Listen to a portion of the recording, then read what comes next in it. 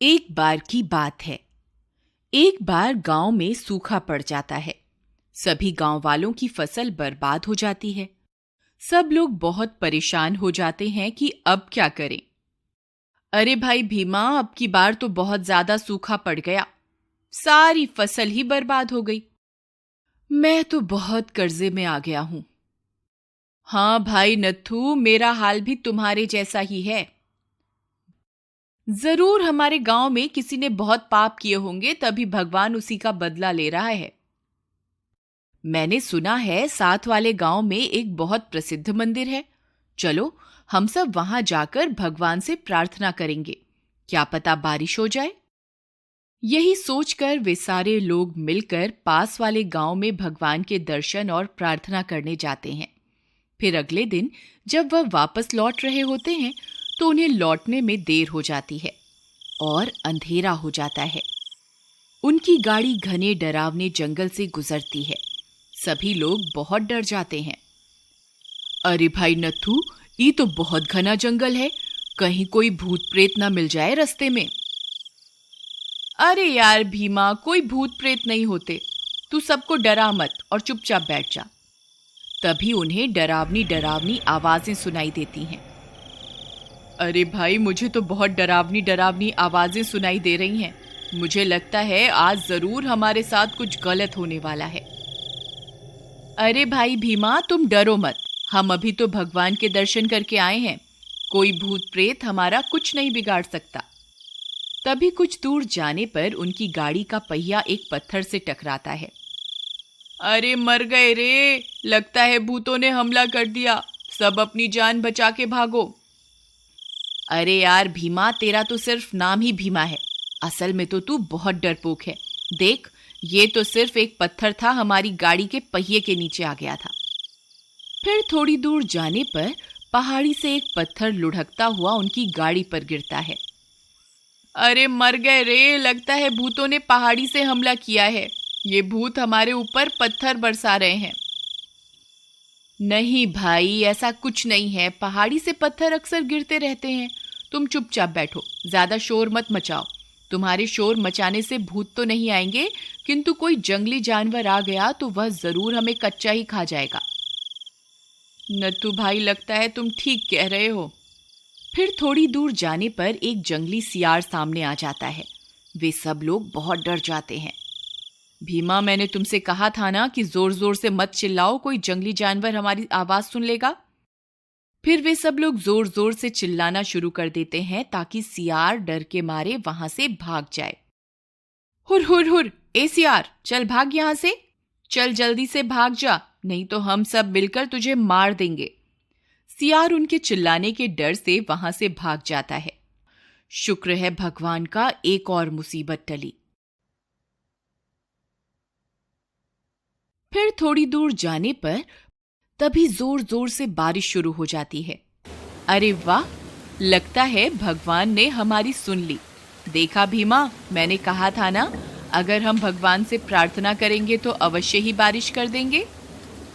तभी एक बिजली कड़कती हुई उनकी गाड़ी के पास में आकर गिरती है। वे सब डर जाते हैं। भुवन भाई, बाल बाल बच गए।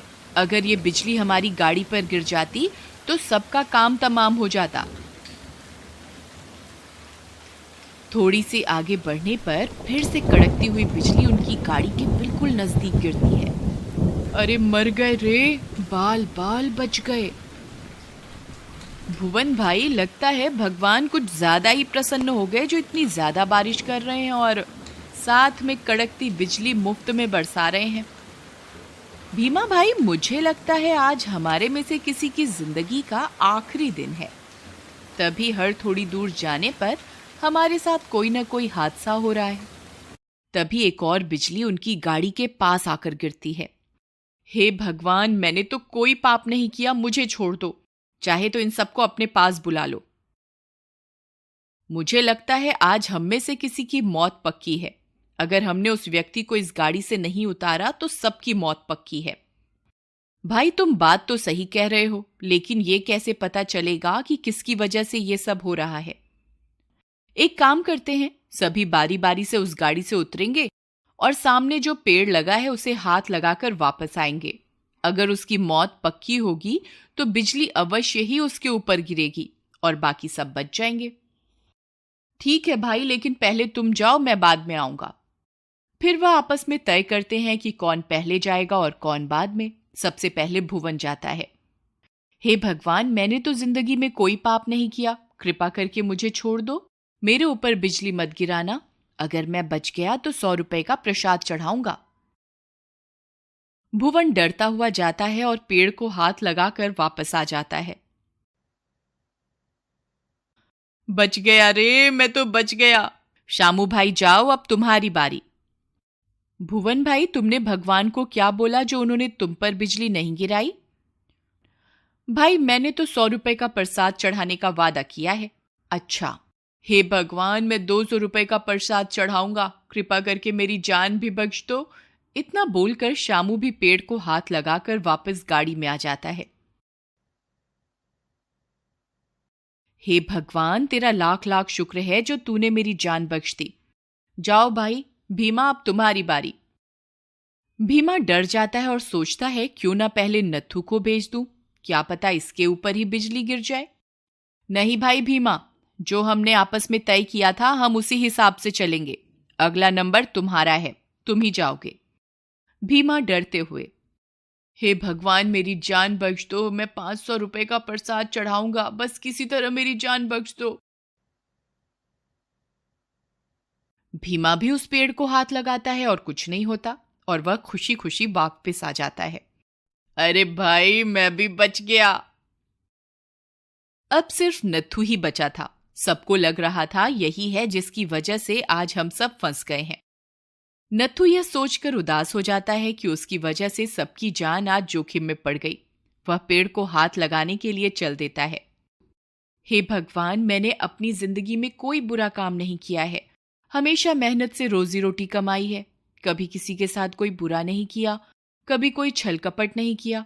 अगर फिर भी मुझसे कोई भूल हो गई हो तो उसके लिए मुझे क्षमा करना। बस इतनी सी विनती है कि मेरे परिवार की रक्षा करना।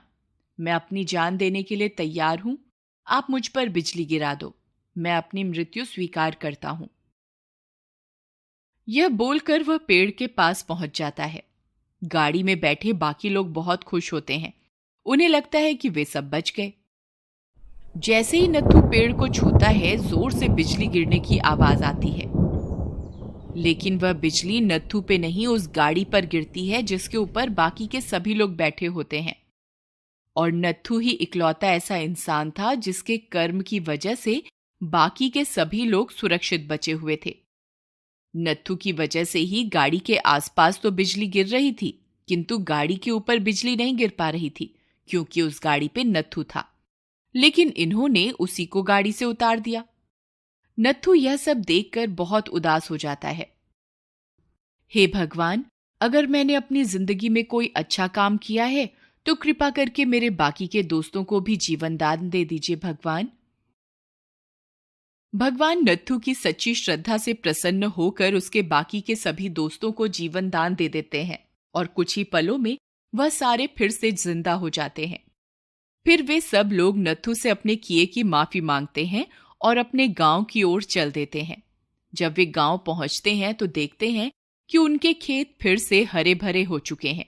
फिर वे सारे दोस्त आपस में मिलजुल कर रहने लगते हैं और वे सभी दोस्त नत्थू को अपनी अपनी जमीन में से कुछ हिस्सा देते हैं क्योंकि उसी की वजह से उनकी जान बची थी और नत्थू उस जमीन को गरीबों में बांट देता है।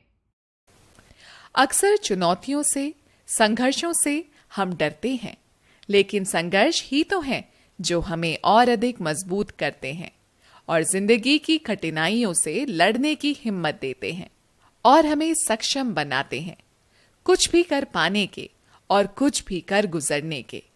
इसलिए जिंदगी में कभी भी कोई चुनौती आई तो उसे घबराइए मत, बल्कि हंसकर उसका सामना कीजिए। ये कहानी कहीं ना कहीं अगर आपके दिल को छुए तो प्लीज लाइक जरूर कीजिएगा। Humanity should be our race, love should be our religion. Thanks for watching.